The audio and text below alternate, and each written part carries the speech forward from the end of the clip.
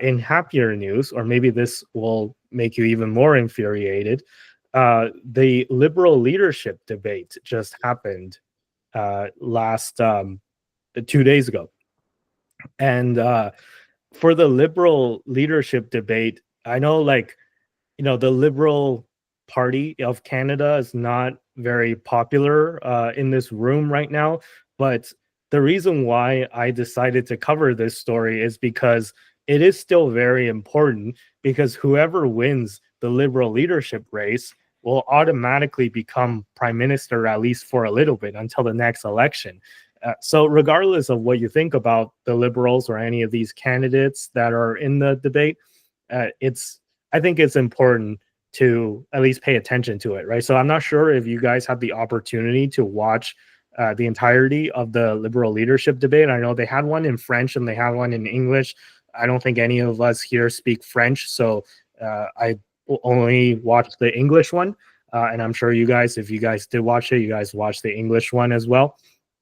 And we'll go through what was talked about. I'll go through some of the highlights, and then and I'm gonna be like totally biased, right? Like no one is not biased, and you'll see what I mean in a sec. So we're gonna go through the highlights, but before I jump into it, I just also have a disclaimer. Every time we cover one of these kind of long events where it's like a 2-hour video, because this debate was 2 hours, we always get like one or two people in the comments being like, oh, you guys, how could you guys comment on this when you guys didn't even watch the whole thing? Right? Like, bro, it's 2 hours, right? Who has that time? Well, I do, because I actually watched the full 2 hours as it happened live, by the way. But please forgive us if not every single one of our hosts today on this show has watched the entire 2-hour debate. Okay, so just, I know, right? Like, there's gonna be angry people that are like, oh, how could you comment on something that you didn't even watch completely? Like chill, okay? I'm gonna go through the highlights, and I'm sure some you guys have at least watched a little bit of it, like clips of it here and there. So we're gonna go through it, and you're not missing anything crazy, trust me. So yeah, the Liberal leadership debate, the first 40 minutes of it was just it wasn't a Liberal leadership debate for the Prime Minister of Canada. It was a competition as to who hates Trump the most. So it was just a big circle jerk of who hates Trump, right? Like, it's just a Trump hate fest for the first 40 minutes. So if you guys watch the debate, you guys will know exactly what I'm talking about.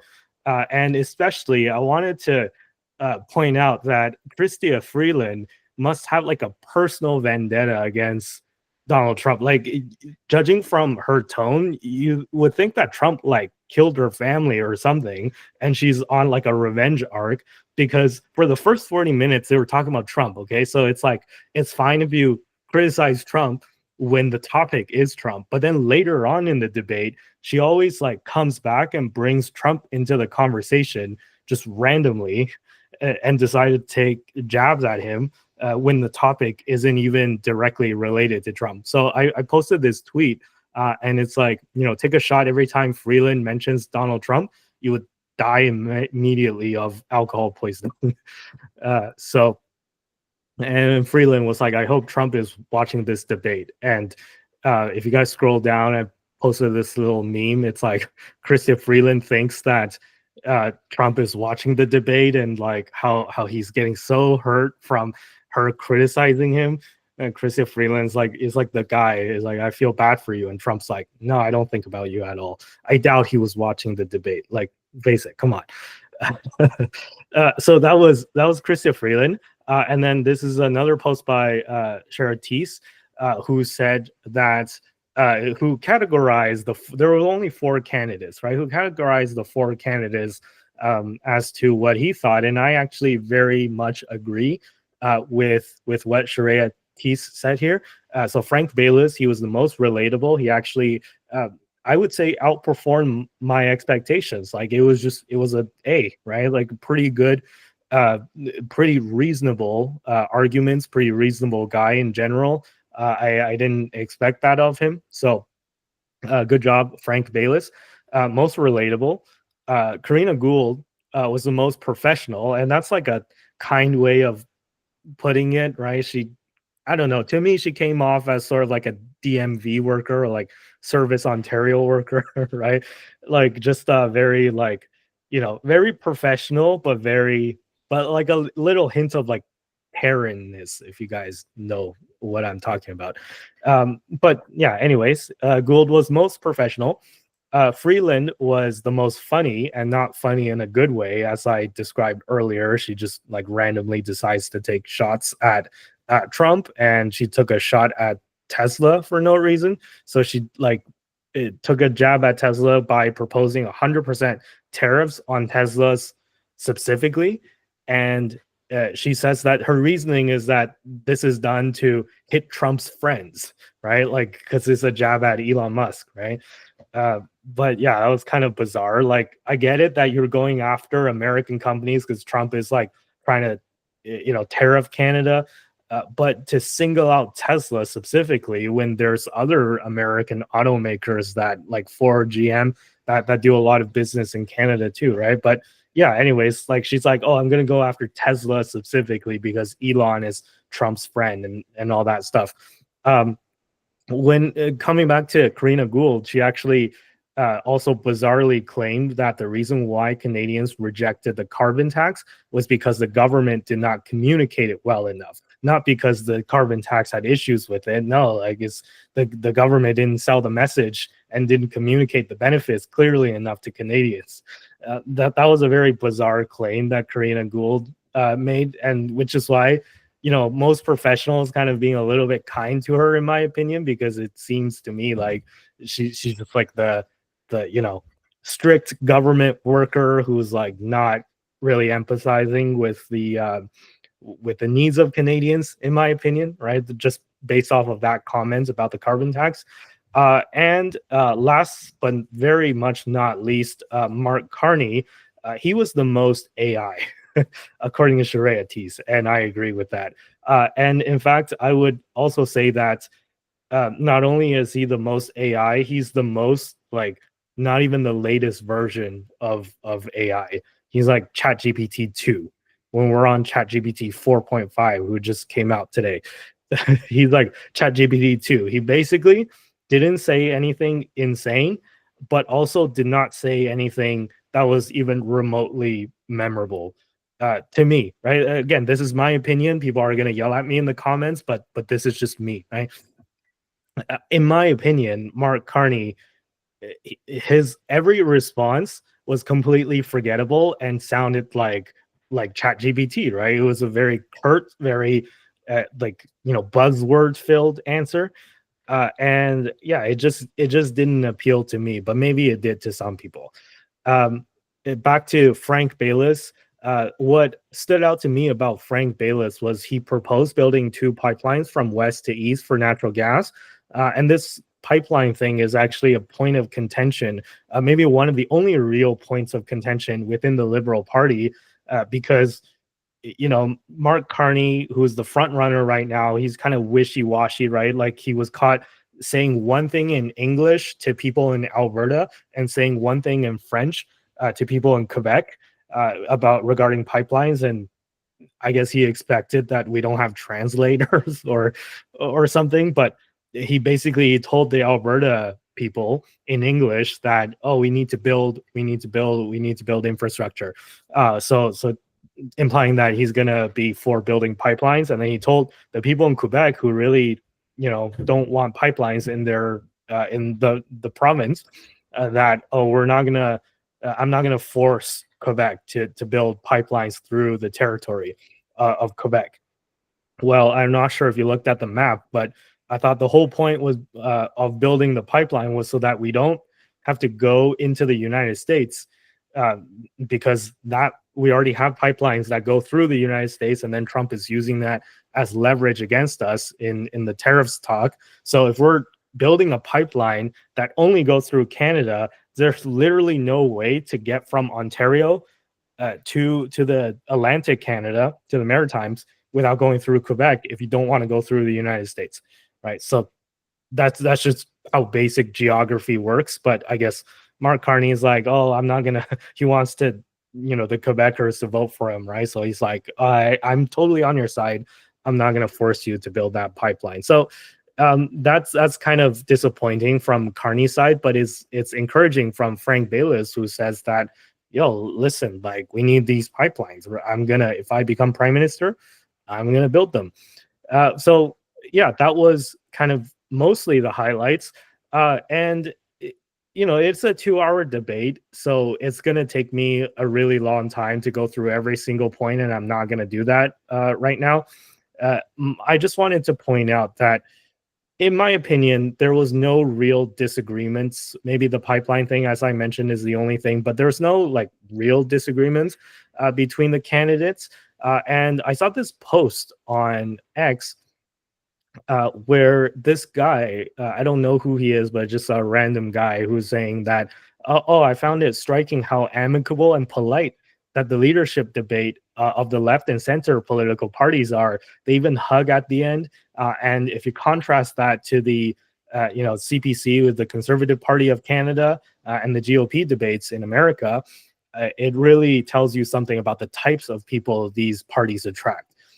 And I responded to this. I said, no, this is the wrong conclusion. What this shows is that everyone on the liberal or left wing in Canada, at least, is almost 100% politically aligned with each other on major issues and major policies.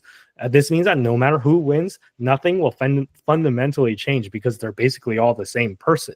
This is, I think, the correct interpretation from what I deduced after watching this debate. It's like actually not a good thing that these candidates are like so amicable with each other, because it just shows that they don't actually disagree with each other on anything, and they're basically all just different versions of the same person. And this is what I've been warning about with Trudeau leaving. It's like, yeah, we don't like Trudeau anymore, and then we can all pretty much like 80% of Canada agrees that Trudeau is not the best person to lead the country anymore. So we're gonna get Trudeau to step down and replace him with Mark Carney or someone else who is basically 100% politically aligned with Justin Trudeau and gonna support basically the exact same thing that Trudeau was supporting. So this is just my opinion. Again, feel free to disagree. But if you do disagree, leave a thoughtful comment and don't just call us stupid. Or you can call us stupid. I don't know. I don't care.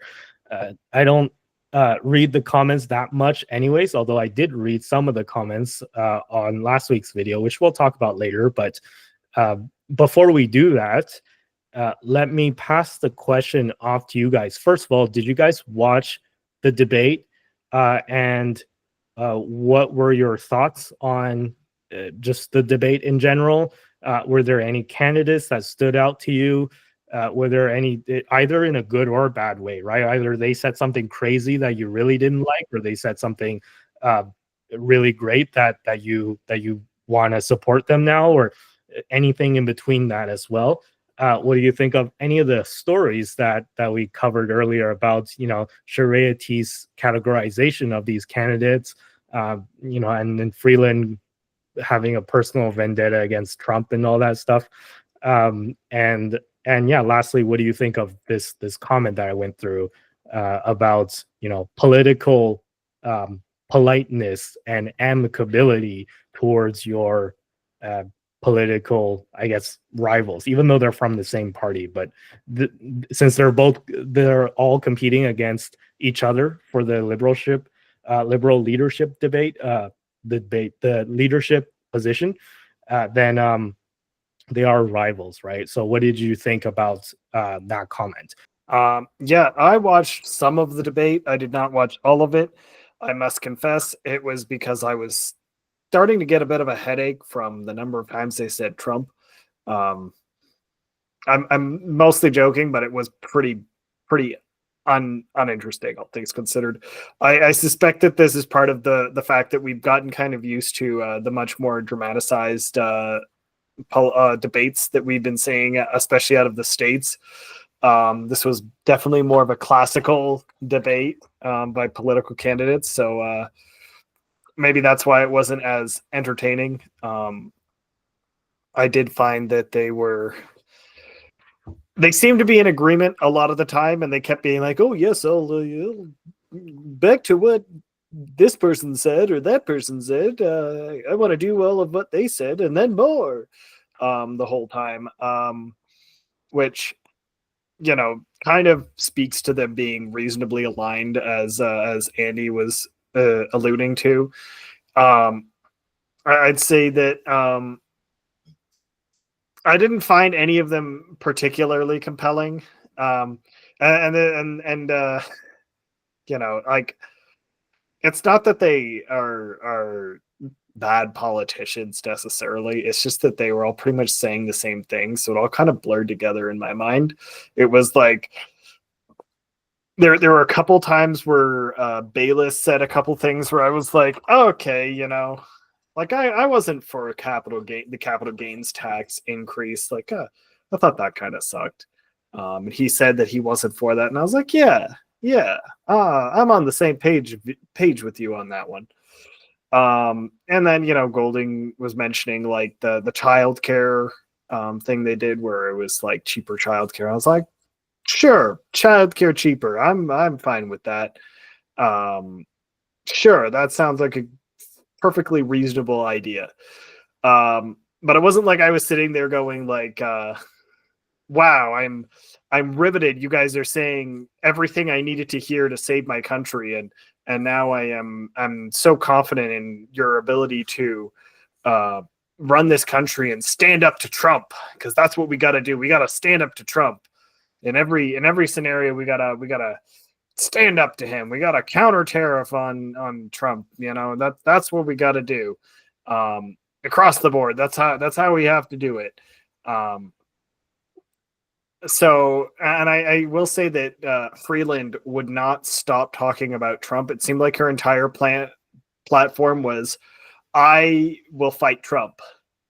And she was like, I have to mention this on every single time they give me the microphone. It's like, they'd be like, in how would you solve the economics? She'd be like, well, Trump. They'd be like, how would you fix the military?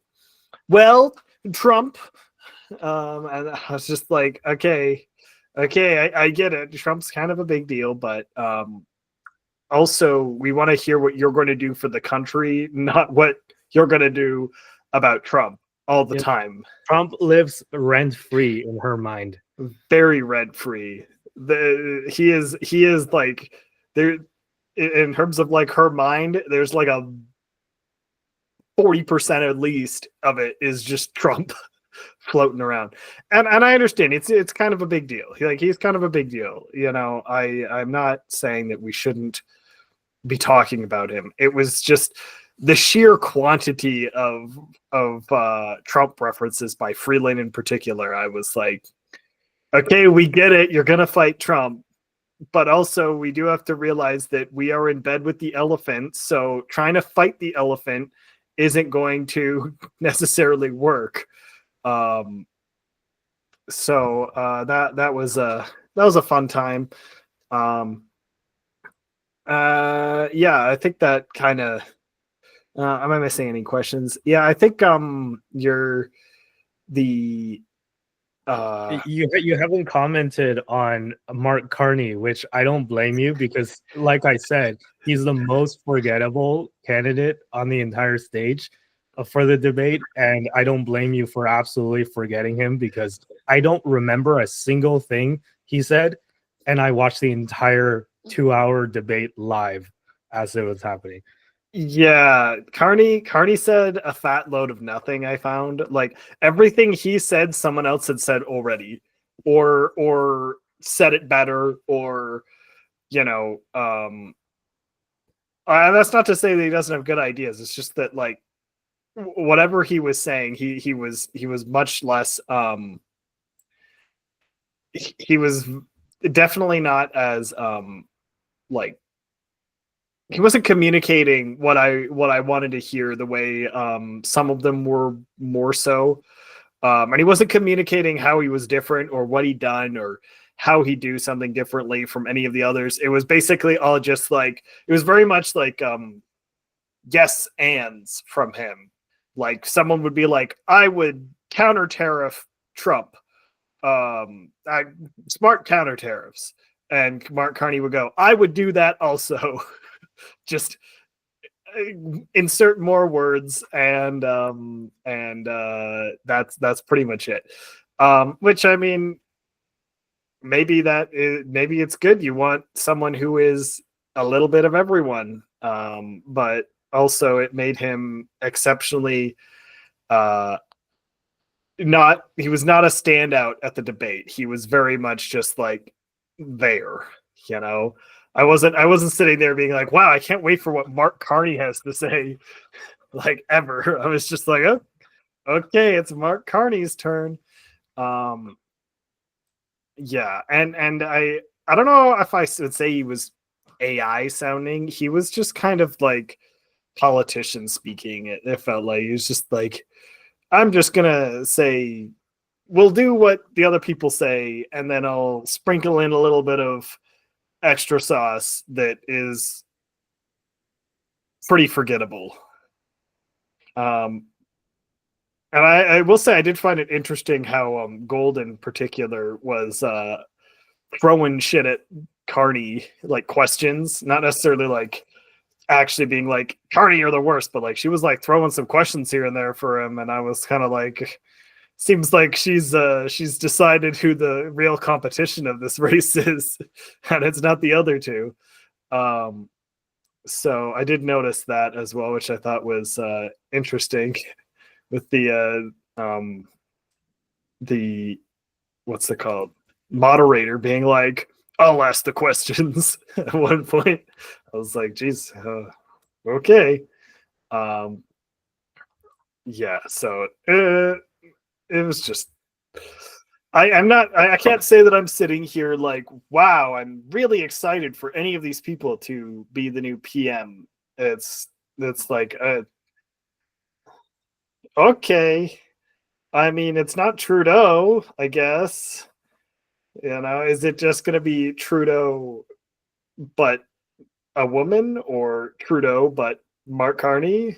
I don't think Bayless has got much of a chance, honestly. So I'm not even gonna reference that one. But yeah, and assuming that they're as aligned with Trudeau on as they are with each other, I feel like we're just gonna kind of replace Trudeau with Trudeau adjacent, and the ball will keep rolling, just the way it has been.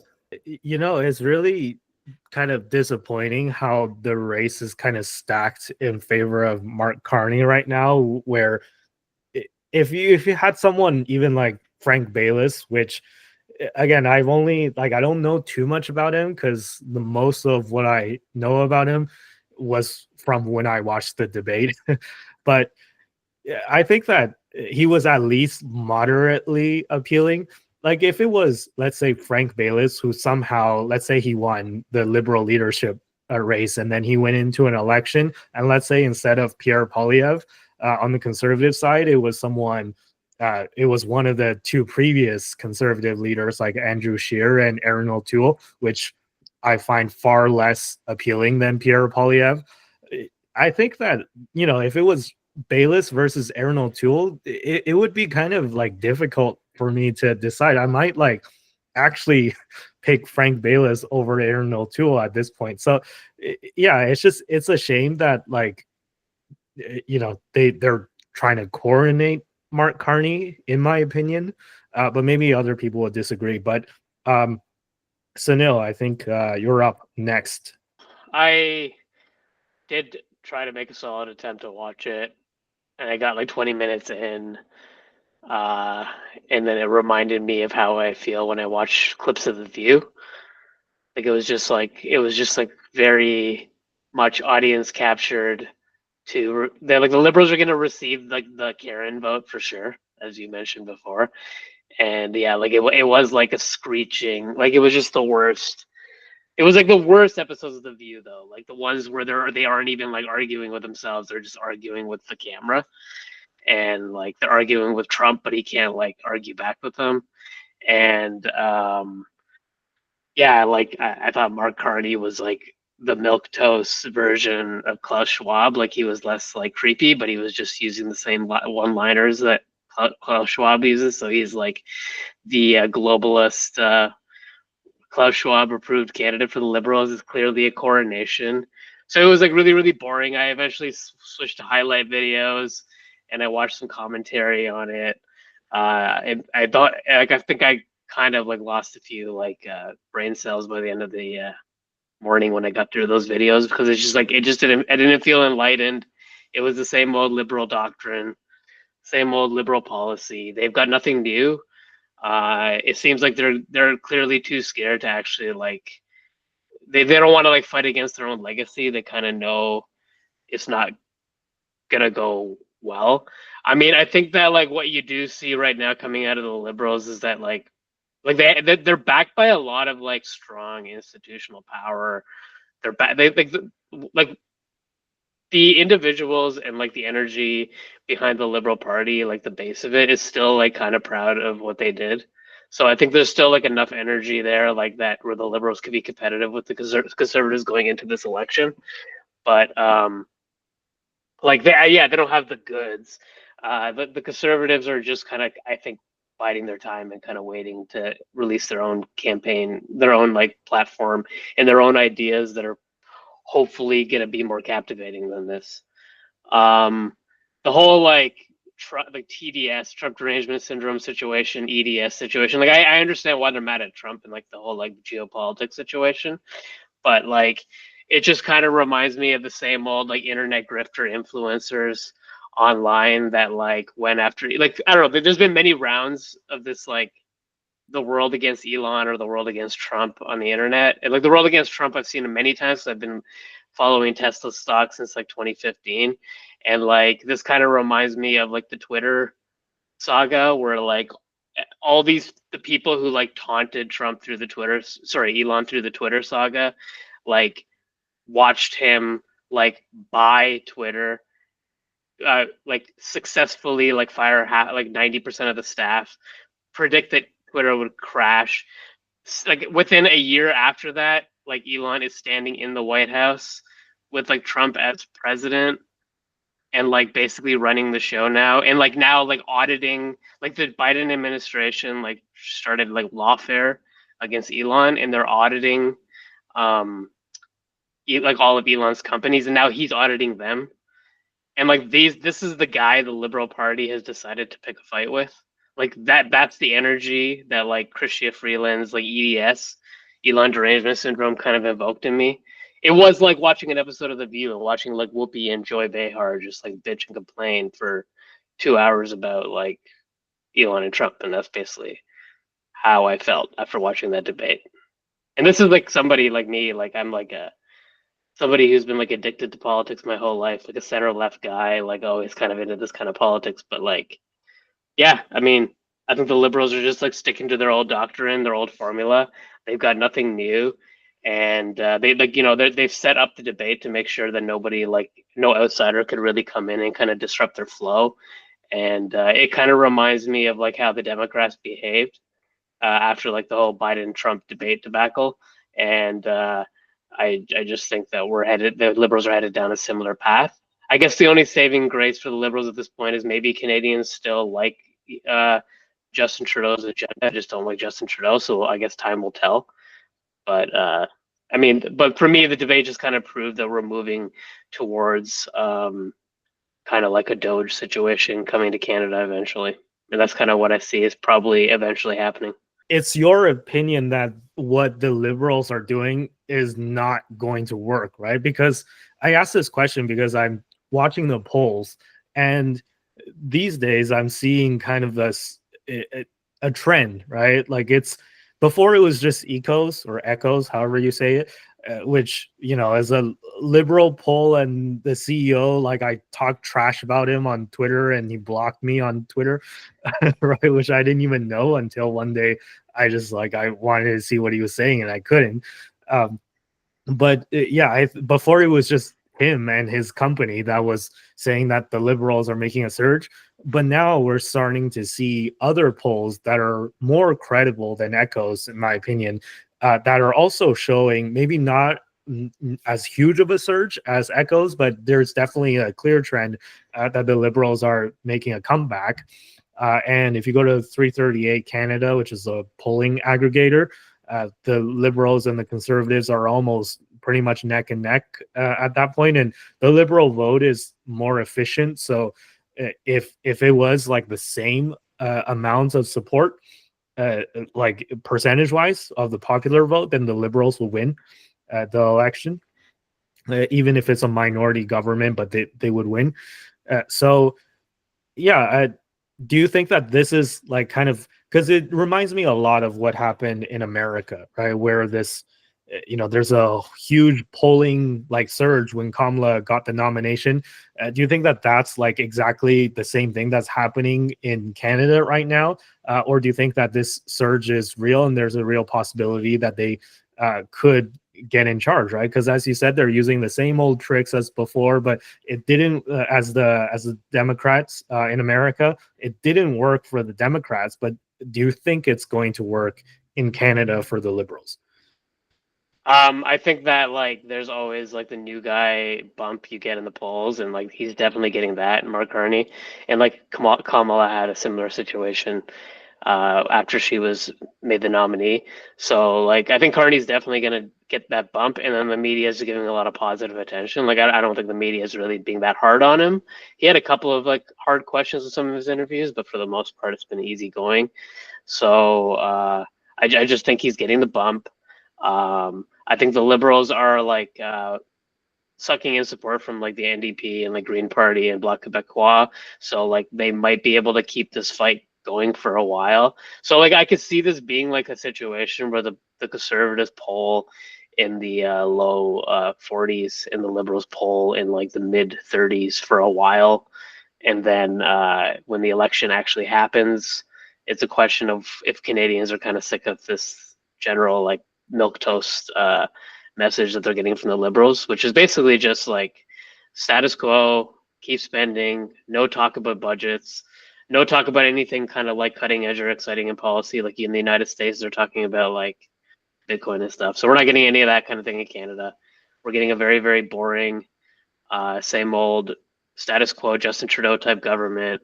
And I think that when it goes to an actual like election debate, and like Paul Diaz is able to kind of do his like sly debate tactics, which you've kind of seen him do a little bit of in his own leadership debate, I think it will poll well. But I'm probably like less. I like if you asked me like 3 months ago what I thought it would be, like there's a 0% chance the Liberals can pull off a win, and now I think there's probably like a 5 to 10% chance you could see like a minority Liberal government. That's kind of what I see as the worst case scenario for like the Conservatives. But I just don't think that like Mark Carney has the goods to have the staying power to make it through an election. I think he's kind of like a slightly more charismatic version of Michael Ignatieff, but I still think he's kind of a similar type thing. He doesn't have any actual like political experience. I think he's kind of being made to be a sacrificial lamb, but ends up becoming like really, really popular towards like people who like to vote for like technocratic center left elite type candidates. So I can certainly see the Liberals sucking in all that support that they're currently or were losing from like the NDP and Green Party and Bloc Québécois. So no, obviously I didn't watch the Liberal debates, but I did get some key takeaways from you guys and chatting and whatnot. It sounds to me as though the four candidates are buddy with each other, and they're probably going to have the same policies as previous times before. And I personally don't know how I feel about that. Probably not in favor of that. So if that's the government moving forward, then I suppose that's very unfortunate. So I think as Canadians, we know what to do moving forward, and whoever gets elected gets elected. But come fall, the choice is yours, but I think most Canadians know what to do, and I'll say that. Wow, that was really brief. You're not going to comment on any of the candidates specifically, or? Well, okay, so as an emergency, I did go on Perplexity. I tried using Gemini to quickly search like what happened in in the debate, so to speak. They were in The talks comment of section is gonna kill you. Like the comments are gonna be so brutal on this video. It'll be like, who do you have as a host? He didn't even watch the entire debate and he didn't even know any of the highlights. And you're gonna get a few of those comments. I guarantee it. that's fine. Don't read the Viewers, comments, Tom. Don't read the comments. well, anyways, if I do, this is how many Fs I give. So on that point, yeah, and like it looks like point number 5 says domestic issues.